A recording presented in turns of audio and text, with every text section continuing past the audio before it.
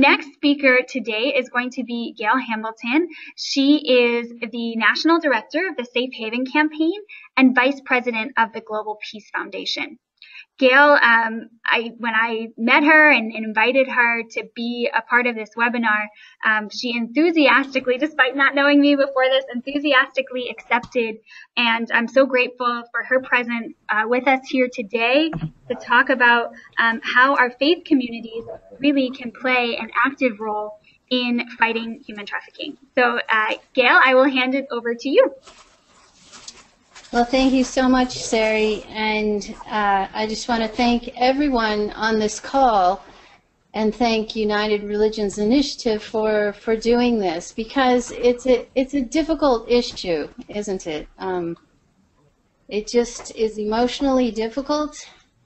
So I really respect that you're taking your time today to join with us here, and perhaps some of you have some understanding of the issue, and for others it may be new, so you may hear some shocking things. But I really want to share in my portion of the time that everyone can do something in this issue. So around the country now there are faith communities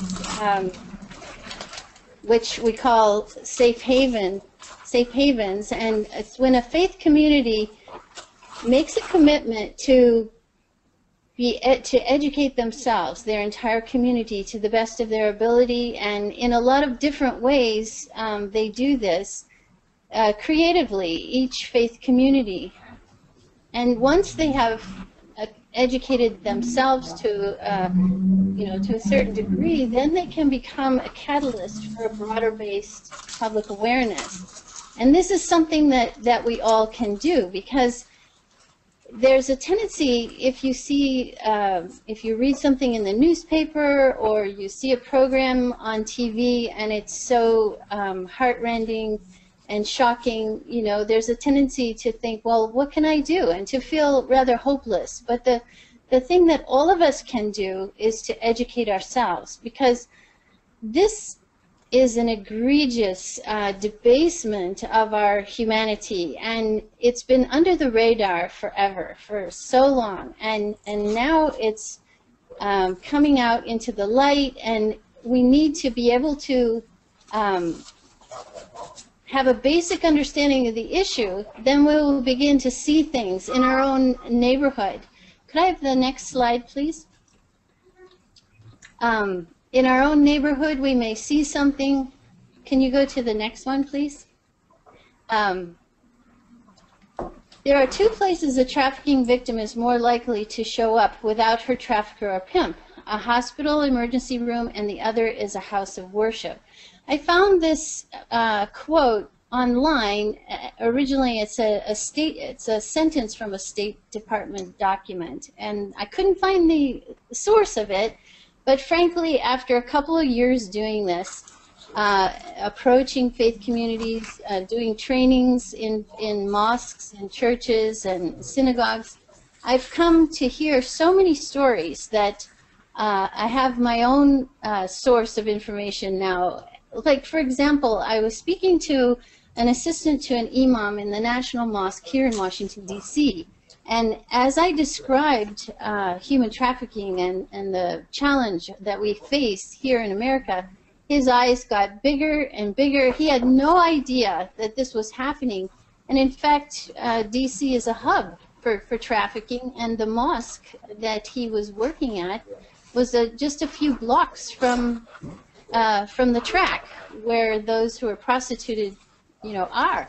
So he was so shocked, and then he began to look so sad, and he told me about a story that during the day he drives a taxi, and he got a call from a young woman who wanted to come to Jummah prayer. So he went to pick her up at a hotel, and there was a big burly guy with her, and he said to her, bring her right back after prayer. And so unfortunately, this assistant imam, he did bring her back after prayer, and he felt so bad after understanding more about the issue of trafficking.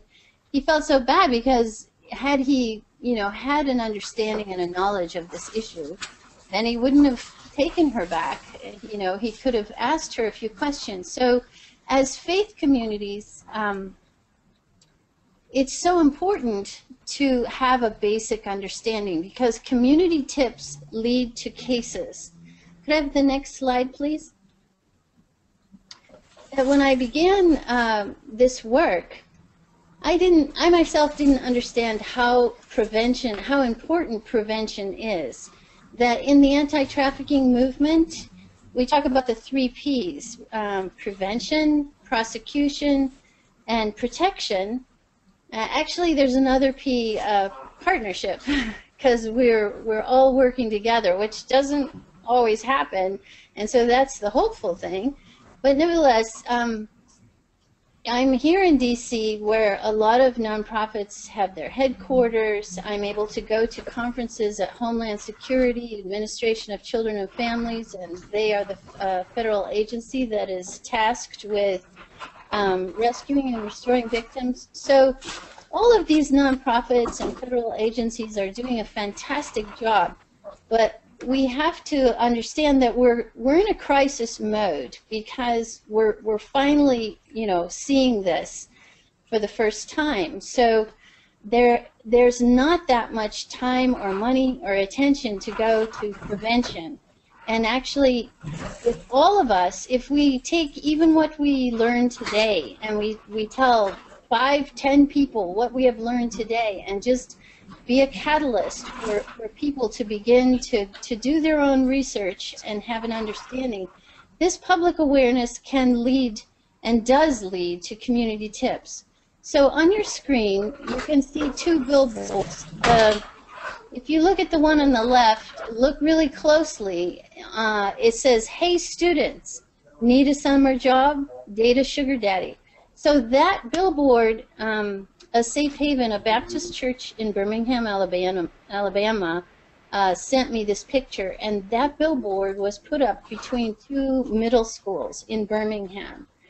And the website is a thinly veiled escort service. It's like a porn. The homepage is pornographic.